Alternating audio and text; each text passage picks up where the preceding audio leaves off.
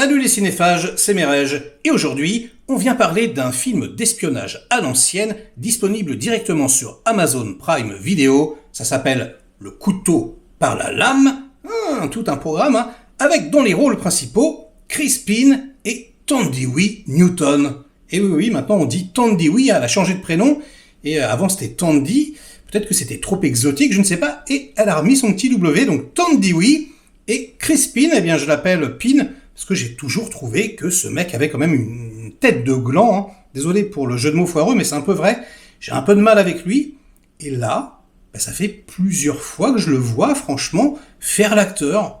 Et c'est le cas ici. On produit le film également, on sent qu'il fait des efforts. On sent que, il en a un peu marre de faire le beau gosse comme ça, le Ken un petit peu, et qu'il essaye un peu de s'abîmer, de faire des rôles intéressants, un peu plus sombres, un peu plus adultes. Et ça fait plaisir. Donc, en plus, le reste du cast est carrément excellent. On a Laurence Fishburne, par exemple, ça fait hyper longtemps qu'on l'a pas vu. On a Jonathan Pryce, voilà, des gros noms quand même. Et du coup, ça fait super plaisir de les voir tous ensemble comme ça, dans un truc en plus qui est assez palpitant, j'ai trouvé, franchement. Ça s'apparente plus ou moins à un huis clos. En gros, ce sont deux amants qui se retrouvent dans une petite ville des États-Unis. Ils prennent un verre ensemble. La photographie est d'ailleurs très intéressante parce qu'ils ont utilisé, vous savez, le rétro-éclairage LED, comme ils le font pour The Mandalorian ou pour The Batman, comme ça. Donc ça donne à l'image une texture assez sympathique. Et donc voilà, ce sont deux anciens espions qui ne travaillent plus vraiment, quoi. Enfin, en tout cas, elle travaille plus, elle a démissionné. Et en fait, on se rend compte que des années avant, en 2012, à Vienne, il y a eu un détournement d'avion qui s'est très très mal passé, ça a fini par un fiasco total, je vous en dis pas plus.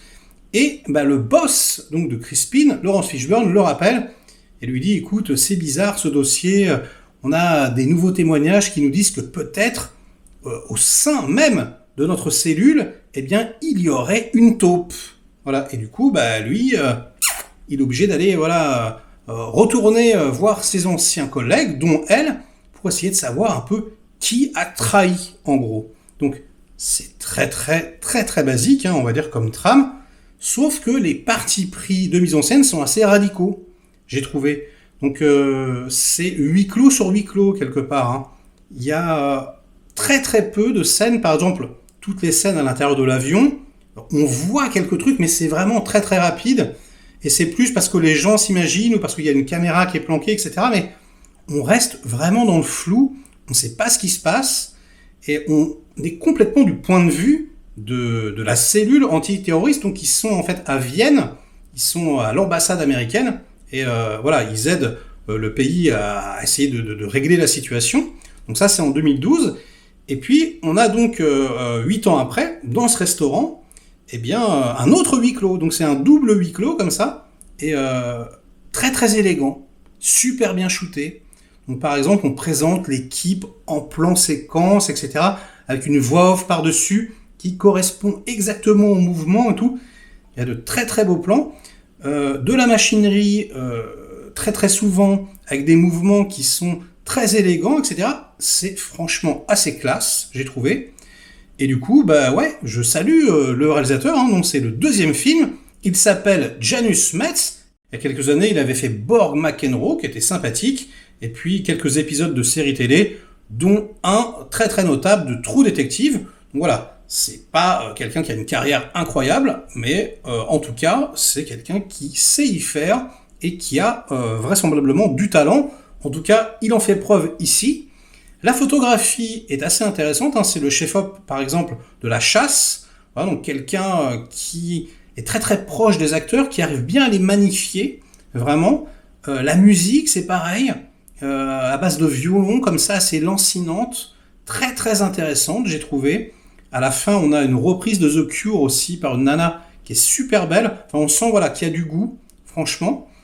Et donc le scénario, qui est adapté d'un bouquin, c'est le scénariste qui adapte son propre bouquin, c'est vraiment, on va dire, le typique, le scénario à tiroir, comme ça, retournement de situation sur retournement de situation. Voilà, qui est la taupe, qui a fait quoi, etc. Qu'est-ce que tu faisais à tel jour. Sauf que on est, et alors pour le coup, réellement surpris. C'est-à-dire que même, je spoile pas du tout, hein, quand vous allez savoir qui est la taupe, eh ben, en fait, c'est pas fini. En fait, il y a quand même encore des retournements de situation et qui sont pas forcément des retournements de situation genre en mode Scooby-Doo, quoi. Non, en fait, c'était vrai. Ah non, c'était faux. Non, c'est plus, en fait, sur les sentiments, sur la psychologie des personnages que ça se passe. Parce que c'est, en fait, donc deux anciens amants. Donc c'est à la fois une histoire d'amour, quelque part. Et du coup, bah, j'ai trouvé ça, ouais, assez surprenant, quoi. Ce mélange-là. Et je trouve que ça fonctionne hyper bien, quoi. On est pris dedans. Alors après, si on regarde à la loupe, si on commence à réfléchir, on se dit, ouais, alors attends, les tenants, les aboutissants, l'explication du truc, est-ce que tout tient debout? Je dirais oui, tout tient debout, même si ça peut être un peu capillotracté. Après, ça dépendra un peu de la suspension d'incrédulité de chacun.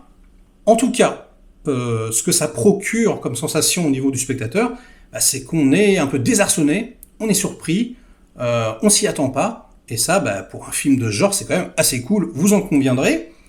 Tous les acteurs sont mortels, moi ça m'a fait hyper plaisir de revoir mon chouchou, depuis Brésil, Jonathan Pryce, je l'adore, il est quand même relativement rare, donc ça fait plaisir. Et Laurence Fishburne, bah, ça faisait bien longtemps que je l'avais pas vu en forme comme ça, donc franchement, c'était cool. Tandy Wee, donc Newton, est excellente. Crispin, bah ouais, il vieillit, il fait vraiment le job. L'alchimie entre les deux fonctionne vraiment. Il y a en plus voilà, des scènes de sexe qui sont assez cool. Et c'est assez rare aussi en ce moment dans les films, donc j'ai apprécié plutôt. Et donc je vous conseille ce petit film, accessible depuis votre canapé. Hein, ça fait plaisir.